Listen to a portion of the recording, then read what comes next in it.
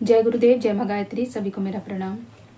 अभी अहमदाबाद में जो प्लेन क्रैश हुआ था उसमें भगवत गीता को लेके जो बातें आ रही है कि उस घटना स्थल पर जहाँ पर इतनी भयंकर आग लगी थी और धुआं धुआं हो गया था, कितने लोग मर गए, सब कुछ तहस नहस लगभग हो चुका। उसके बाद भी एक गीता मिलती है जो बिल्कुल भी क्षतिग्रस्त नहीं होती है, वो बिल्कुल सही सलामत है, उसका एक पेज भी खराब नहीं होता है। और इस चीज़ को लेकर मीडिया में हर तरह के लोग अपनी अपनी राय व्यक्त कर रहे हैं।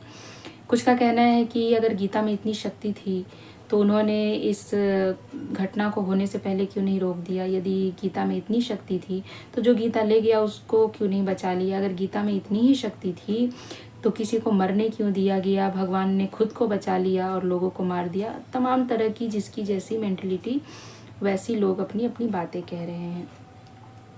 देखिए, भगवान हर युग में होते हैं, भगवान हैं, और जो ये कहते हैं कि भगवान नहीं है उससे बड़ा मूर्ख कोई नहीं है, क्योंकि भगवान के बिना आपकी एक सांस का चलना भी असंभव है। अब आते हैं उस बात पर जो आप लोगों को लगता है कि यदि गीता में इतनी शक्ति थी तो फिर उन्होंने इस घटना को रोकने से क्यों नहीं बचा लिया। भगवान ने आपको भी बहुत विवेक देकर धरती पर भेजा है, पर क्या आप अपने कर्म करने से पहले सोचते हैं? यदि भगवान यही करें कि जो भी घटनाएं होती हैं उन सभी घटनाओं को रोकते रहें तो आप अपने कर्मों का फल किस हिसाब से तय करेंगे? आपने जो गलत कर्म किए हैं, जो आपके प्रारब्ध कर्म हैं, जो आपके संचय कर्म हैं, उन कर्मों को फिर आपको कैसे दिया जाएगा? आप कहेंगे तो भगवान ने राजा की हत्या क्यों होने दी, सोनम को सही मार्ग क्यों नहीं दिखाया, सोनम को क्यों नहीं रोक लिया। फिर ऐसे तमाम घटनाएं हैं जो उन घटनाओं को आप कहेंगे कि भगवान को रोक देना चाहिए। अब आप बताइए कि भगवान अपने कर्तव्यों का निर्वाह कैसे करेंगे? भगवान आपको कर्मों के हिसाब से कैसे फल प्रदान करेंगे? यदि हर एक चीज़ भगवान पहले से बता दे आपको, या भगवान रोक दें, या फिर वो तमाम लोग जो कि पहले से बहुत कुछ जानते हैं उन चीज़ों को यदि वो रोक दें तो फिर आपके कर्म का हिसाब किताब कौन रखेगा? जब आप कर्म करते हैं तब आप ये नहीं सोचते कि ईश्वर देख रहा है। ईश्वर ने तो आपको बहुत सी चीज़ों के लिए मना किया, लेकिन आप उन सभी चीज़ों को करते हैं। तो कहीं ना कहीं जो काम आप गलत कर रहे हैं उसका परिणाम आपको कहीं ना कहीं तो मिलना है। अब यदि भागवत गीता की बात आप लीजिए या फिर ईश्वर की शक्ति की बात लीजिए तो उन 242 में से 241 लोग मरते हैं और एक व्यक्ति कैसे बच जाता है? इसका जवाब आपके पास है? इसको बहुत से लोग कह रहे हैं कि वर्ग लाया जा रहा है या भगवान को बड़ा दिखाने की कोशिश की जा रही है, लेकिन वास्तव में ये चमत्कार है कि उतने लोगों में एक व्यक्ति कैसे जीवित बच रहा है। उसके कुछ तो कर्म होंगे, उसके जो अच्छे कर्म, जो पुण्य कर्म है, जो संचित पुण्य है, जो उनके प्रारब्ध पुण्य है, उसके आधार पर उनको जीवन दान मिला। और ऐसे एक लोग नहीं है, बहुत से लोग हैं। तो इसीलिए कर्मों पे बहुत ध्यान देना पड़ता है। ईश्वर आपको आपके समीप दिखाई देंगे यदि आपने कर्म सही किए हैं। क्यों बार बार हमें यही समझाया जाता है कि कर्म ही पूजा है? क्यों कहा जाता है कि कर्म ही पूजा है? क्योंकि आपको जो ये मनुष्य जीवन मिला है या फिर आप जिस भी योनि में होते हैं, आपके कर्मों को ही देखा जाता है। और सबसे विवेकशील जन्म जो होता है वो मनुष्य का होता है। इसके बाद जितनी भी योनियाँ होती है वो सारी योनि जो होते हैं भोग योनि होती है। इसीलिए मनुष्य को कहा जाता है कि सही कर्म कीजिए। अब आप बताइए कि यदि आपका परिवार इस दुर्घटना में या ऐसी कोई भी दुर्घटना या कुछ भी होता है, कुछ भी बुरा होता है, तो आप कहते हैं कि भगवान हमें किस बात की सज़ा दे रहे हैं? भगवान ने हमारे परिवार को हमसे क्यों छीन लिया? भगवान ने हमें हमारे परिवार से क्यों दूर कर दिया?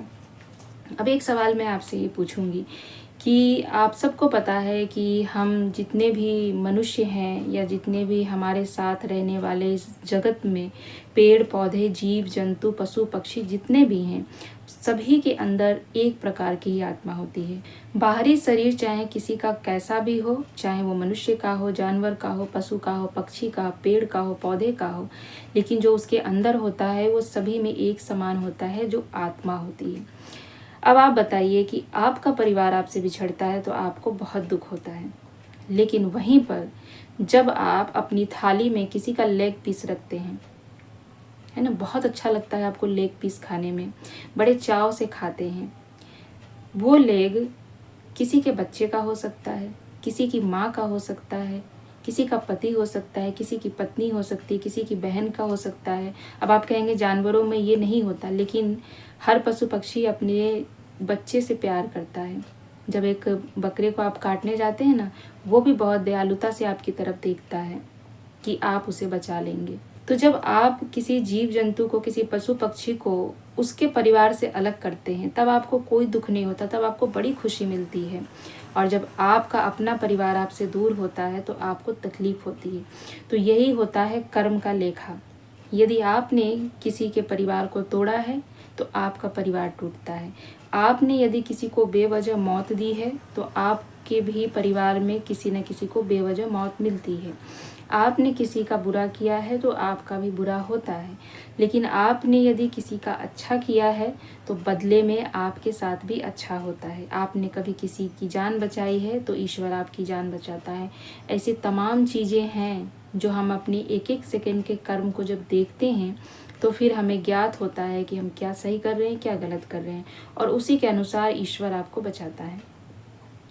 यहाँ पर आप जरा सोचिए, जब आप लेग पीस खाते हैं, आप किसी जीव के पैर को पकड़ के खाते हैं, आपको बहुत मज़ा आता है। थोड़ी देर के लिए सोचिए कि वह आपके बच्चे का पैर हो, क्या आप एक निवाला भी निगल पाएंगे? जिस बकरी से या जिस भी पशु से उसके बच्चे को जब आप अलग करते हैं, वो माँ कितने दिनों तक रोती है? क्या उसकी जो आह है, उसकी बद्दुआ है, क्या उससे आपका परिवार सुखी रह पाएगा? क्या आपके परिवार को उसका कोई दोष नहीं लगेगा? उसकी आह बेकार चली जाएगी? जब भी आप किसी जीव जंतु को मारते हैं, काटते हैं, भले ही आप कहते हैं कि हम नहीं काटते, लेकिन आप खाते हैं तभी तो लोग बेच रहे हैं। तो ये सारी व्यर्थ की बातें हैं कि हम नहीं काटते हैं, बाज़ार में मिल रहा है तो हम खा रहे हैं। आप खा रहे हैं इसीलिए बाज़ार में मिल रहा है।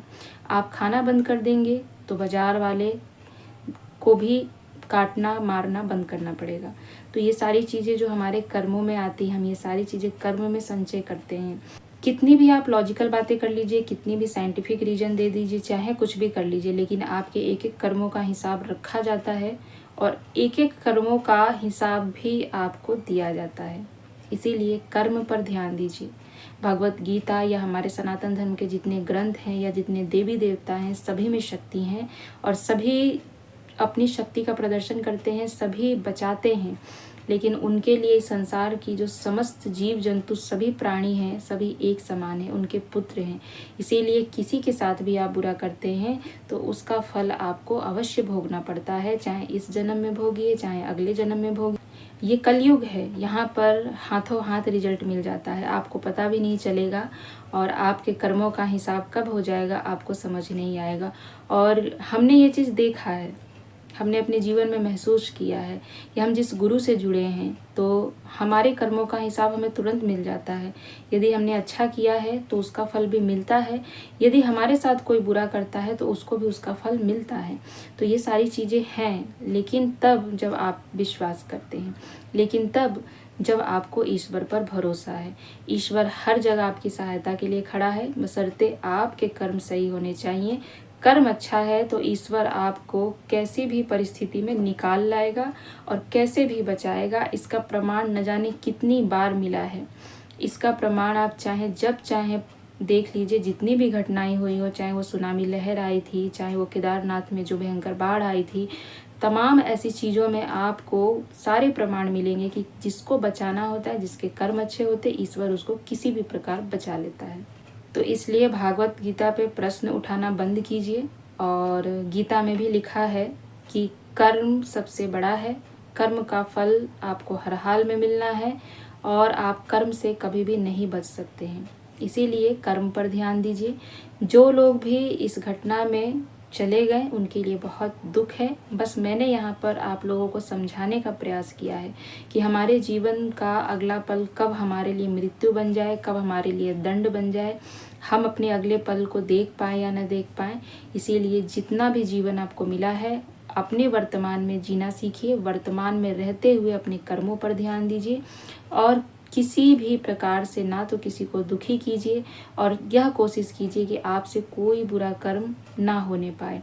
यही आपके जीवन का सत्य है और इसी प्रकार से आप अपने जीवन को एक बेहतर जीवन के रूप में जी सकते हैं, क्योंकि कल का कोई भरोसा नहीं है। लोग सोचते हैं आज अरे छोड़ो, आज जो भी कर दिया आज कर लिए, कल की कल देखी जाएगी। कल किसने देखा है? जो लोग हॉस्टल में बैठ के खाना खा रहे थे उन्होंने सोचा था कि अगला पल हमारा क्या होगा? न जाने कितनी प्लानिंग होंगी उनकी कि शाम को हम ये करेंगे, कल हम ये करेंगे। क्या सब कुछ वो कर पाए? सब धरा का धरा रह गया। इसीलिए अपने कर्मों पर ध्यान दीजिए, अन्यथा एक एक कर्म का हिसाब आपको देना पड़ेगा और एक एक कर्म का फल आपको भुगतना पड़ेगा। चाहे अभी भुगतिए, इस जन्म में भुगतिए, या फिर अपने अगले जन्म के लिए उसे इकट्ठा करके रख लीजिए। ये तो आप पर निर्भर करता है।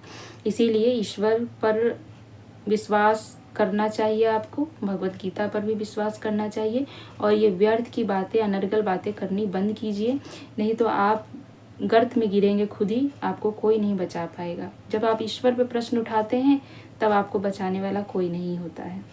और इस तरह से आपने अनेक अपने पुराणों में कथाएं सुनी है, चाहे फिर रामायण की हो, महाभारत की हो, सभी में आपने सुना है कि जिसने भी ईश्वर पर प्रश्न चिन्ह उठाया है, जिसने भी ईश्वर को मानने से इनकार किया है, अंत में उनका हश्र क्या हुआ है। इसीलिए इतने भी विवेकहीन मत बनिए कि आप ईश्वर पर ही प्रश्न उठा लेंगे। आप एक एक अपने जीवन के एक एक पल को देखिए और आप बताइए कि आपका एक एक पल कैसे चल रहा है, कौन सी शक्ति आपको चला रही है जो आप ईश्वर पर सवाल उठाते हैं। ये पूरी संरचना जो हम देखते हैं, ये पूरी जो घटनाएं हम देखते हैं, ये जो कुछ भी हमारे साथ होता है या हमारे आसपास होता है, ये सभी कर्मा अनुसार हो रहे हैं। हर व्यक्ति के कर्मों के हिसाब से सारी चीज़ें घटित हो रही हैं। इस पर हम सबका जोर नहीं है, बस हम अपने अच्छे कर्मों से अपने लिए अच्छा कर सकते हैं। दुनिया को छोड़िए, स्वयं को बदलिए, अपना सुधार संसार की सबसे बड़ी सेवा। इसका अर्थ है कि अपने कर्मों पर ध्यान दीजिए, स्वयं पर ध्यान दीजिए। आप अच्छे कर्म करेंगे, आपको उसका फल जरूर अच्छा मिलेगा और इसी से धीरे धीरे जब सारे लोग अपने कर्मों पर ध्यान देने लगेंगे तो बेहतर समाज बन जाएगा। इसीलिए कर्म का फल सभी को भुगतना है, इसलिए इस तरह की बातें मत कीजिए। मैंने बहुत से लोगों को देखा कि किस किस तरह की बातें करें, इसलिए मुझे आप लोगों को ये चीज़ बोलना पड़ा कि हम ईश्वर को या किसी भी ग्रंथ को गलत नहीं बोल सकते, उनको दोष नहीं दे सकते कि उन्होंने क्यों नहीं बचाया। उन्होंने हमें मौका दिया है कर्म करने का, कर्म करके अच्छे कर्मों को संचय करने का, लेकिन हम वो करते नहीं हैं। और जब हम पर विपत्तियाँ आती हैं तब हम ईश्वर पर और भगवान पर अविश्वास करते हैं या उन पर प्रश्न चिन्ह उठाते हैं, जो कि गलत है।